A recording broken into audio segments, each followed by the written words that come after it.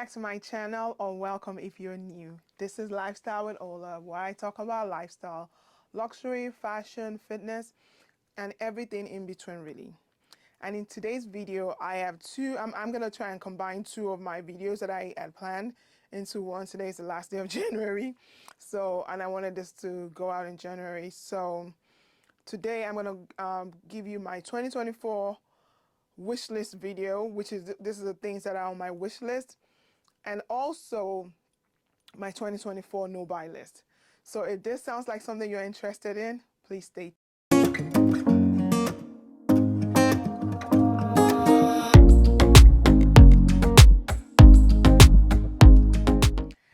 So the first item on my wish list, and I'm actually looking at my phone because I have to write a list out to make sure that when I'm actually trying to purchase something, that I'm looking at my wish list to see if what I'm trying to buy is on my wish list, or also if what I'm buying is on my no buy list. So the first item on my wish list is the Roll Mago bag in the 15 or the 12 inches one. I'm not sure which one is easy. I think I'll do it on that side. And I'll show you a picture of it. I've been debating, and that's where my problem is. I've been putting money aside since last year, opened a fund for it, and trying to buy that bag either in the chocolate color or the black. And unfortunately for me, number one, I think the prices went up. I did see it on sale in other places, but I've not been able to find the chocolate suede one or the chocolate, the brown chocolate one in the size I want, or the black one. So I'm still on the fence and debating about that. So it's still gonna be on my wish list until I see a store that has it, or a boutique, or online boutique that has it. So I've been looking at Net-a-Porter, Farfetch, Matches Fashion, and also My Teresa. But the good thing about it also is that the website, the Roll website, also has it listed on their site. So those are the places that I've been looking to see, who has the best price, and I have to look at factor all of that into it because it's a big item, purchase item. So that's the first item on my wish list. Next item on my wish list, which was on my wish list last year, is a Van Cleef vintage Alhambra necklace. I'm into jewelry, and I want to make sure that now that I want to make sure I'm buying fine jewelry and jewelry that will last in my closet or wardrobe, or even in my possession, that I've been trying to make sure that I actually get the perfect one. And I haven't been sure if I want the mother of pearl one or the black one, because I've been hearing that when I buy jewelry like that, I try to make sure I wear it every day to drive the cost per wear down. So just like I put this on my wish list for 2023, and it's don't mind my nails, it's the, what's it called? It's a Cartier nail ring, Justin Clue ring, and I wear it every day. So for me, that's that drives the cost per wear really down. So I want one I will be able to wear every day. At first, I wanted the mother of pearl one, and then found out that you can't shower with it, you can't do no. I want something that I'm gonna wear every day. So I'm still on the fence a bit about that, but it's still on my wish list. So now I have to figure out which one I actually want, but it's on my wish list. So the next item, which is a no-brainer for me, is that is on my wish list, is my MS Picotin. I was able to buy the Picotin in size 18 last year in France. I bought it on our trip to Bordeaux, and I bought it in a black in size 18. So this year, I want it in a color or in a tan. So either I get what is called the MS Gold in the Picotin, and I actually want from the boutique, because now I've seen that because a lot of people want that bag, that the price on the retail market is actually higher than the store, which is true for MS. But nobody really liked the Picotin before, but now it's an item that everybody wants. So that's on my wish list, and I have to now figure out, I already have the black, so I'm not trying to buy the black. So either I get the tan or a color in a bigger size, because I love the 18, but I don't mind if I get the 22 or something bigger in with gold adwear, because I have the black with silver adwear, although you can't really see the adwear. On my wish list is also a Birkin. It's been on my wish list for a long time now, and you know why I haven't pulled the plug with buying a Birkin is I actually want one from the store. So however long it takes, I'm gonna wait and have that, but it's on my wish list. And you know, I had one in the past that was so big, it was the 35, and I found out that it was so heavy that I couldn't carry it out because I wanted it for work. So by the time I added all my laptop and my things for work and took it to work, it was so heavy that I couldn't really, you know, use it day to day. And so now I want something that is either a 30, I think I had a 35 or 25. So I want a 30 or 25. So that way I can use it as an everyday bag, but I want a Birkin, and that's on my wish list. What I've noticed now is that every time I look at my shelf and maybe look in there, my handbag collection is, you know, I've collated it, but I still want to be able to find out what's missing, because I want everyday bags. I don't want bags that I, you know, will only use to go to outings. I want bags that I can use for my everyday life. And I know that for me, my everyday bags have to be a big bag. So that's why I think a lot of bags are on my wish list. So the next one is going to be a Pauline Paris bag in the black or a nude color, because I already have the Pauline Paris bag right there in the tan color or brown. That's the tan, and I really enjoy taking it out, but sometimes I wish like I had a black one, and that's the same for the Demalia London. So that's my way of a segue into the Demalia London. I want either a black or some other neutral color, maybe a gray or white or some color in that family that is not tan. I have a lot of tan bags, and so that are big bags. So I want something in the black family that is big and that I can, you know, have as an everyday bag. And so the next item is going to be from a brand. So it's a lot of items. Because I purchased a lot of items from the Frankie shop last year, and I found out that the quality is really good, and I've been, you know, going towards them, you know, wearing them. The things are so good that I want to make sure that for once where I have pants, that I complete it with a jacket, and from once where I have a jacket or suit jacket, I complete it with the pants. And even though I work from home, you know, I still attend meetings where I think I want to, you know, be comfortable, but I still wear a suit. So what I've been doing now is when I wear my suits at home, I still wear like tennis shoes or trainers or sneakers or whatever you call them with my suits. So the brand that I want to, you know, now venture into, and I love the edginess of the Frankie shop. I love the items that I get from the Frankie shop. They are very, you know, they're basics, but they're elevated basics in my opinion. So I have a lot of items from the Frankie shop, and so what I have done is, even though that I have them as Frankie shop pieces, I have listed them out on a separate tab to say what pieces I like from there. So that means that stuff from the Frankie shop that are going to be for the spring, for the summer, for the fall, for the winter, you know, I have coats on there. I have shirts, I have skirts, I have, you know, items from the Frankie shop. So that's on my list. So in moving back to handbags, I do need a lot of handbags, and I've been eyeing the Jody handbag for a while. So I want the small Jody because I want a big bag. You obviously can see I want a small Jody in a black. And for that one, I don't want any other color. I don't want tan, I don't want gray, I don't want green, I want a small Jody in a black. I have the mini Jody in the green over there, and I used to have the mini Jody in the orange that I ended up selling because I had the same orange bag I had an orange bag from Loewe, so, and I didn't want to like and they were both mini bags, and it didn't make sense for me to have two mini bags that were almost the same. So I have green bags and colorful bags are not something that I'm gonna carry every day. I want an everyday bag that's big. So I've looked into my closet.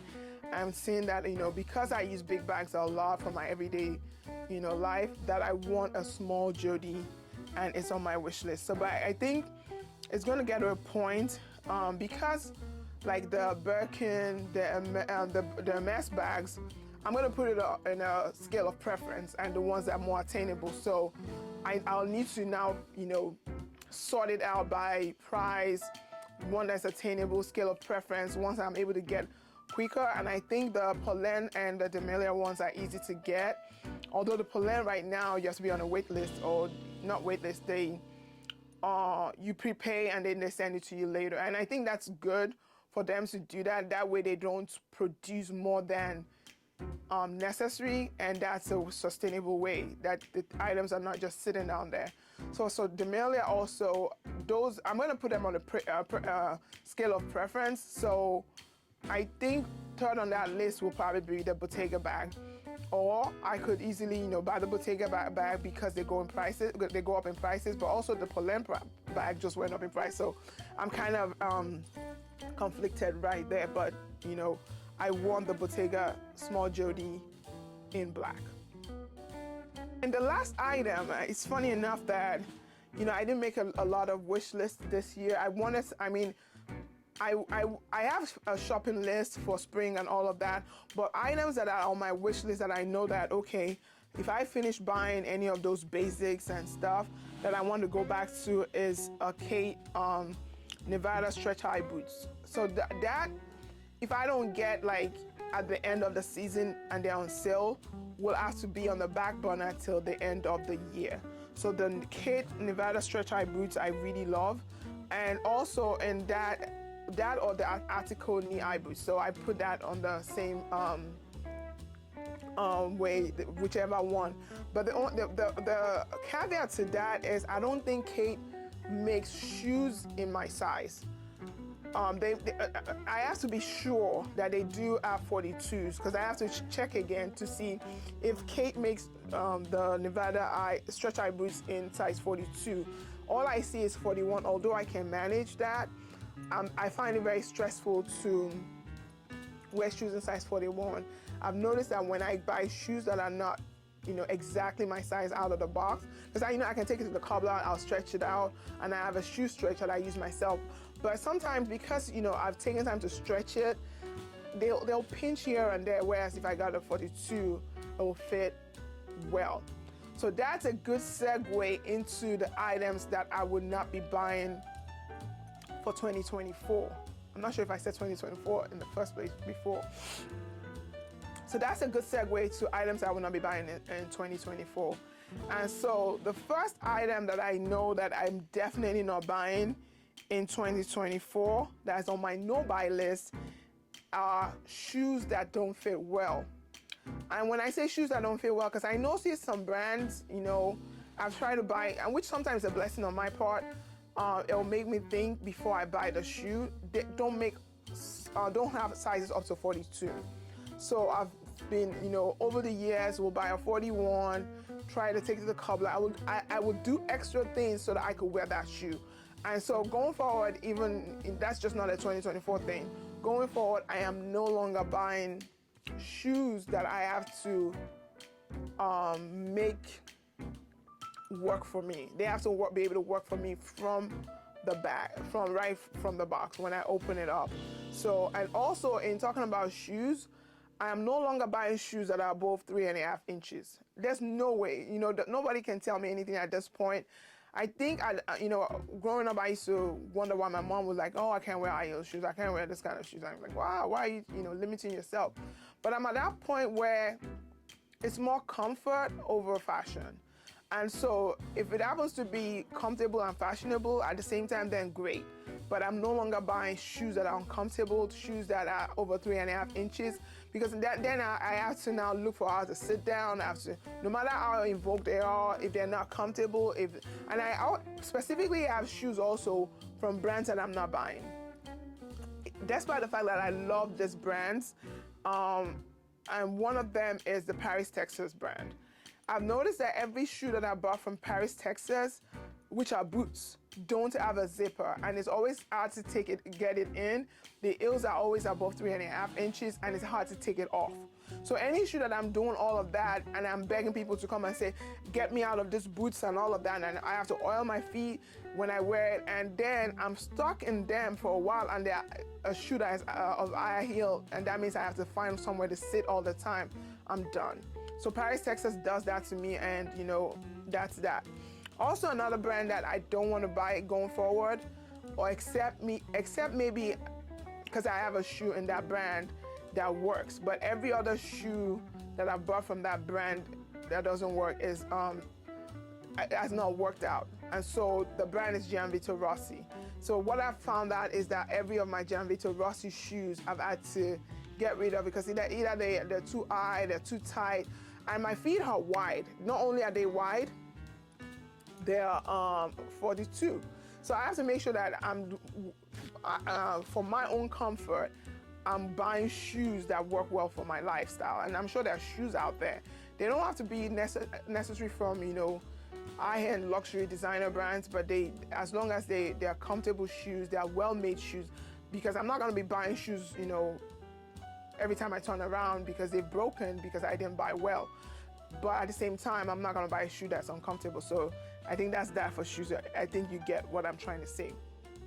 Thing that's on my no-buy list are bags with chains. And I found out that every time I've owned, let me get you an example of a bag. A bag with chain that I'm talking about is this bag from Tory Burch. As much as I love this bag, and you know, you can do all of that and wear different ways, I don't like the chain part of it. I don't know why.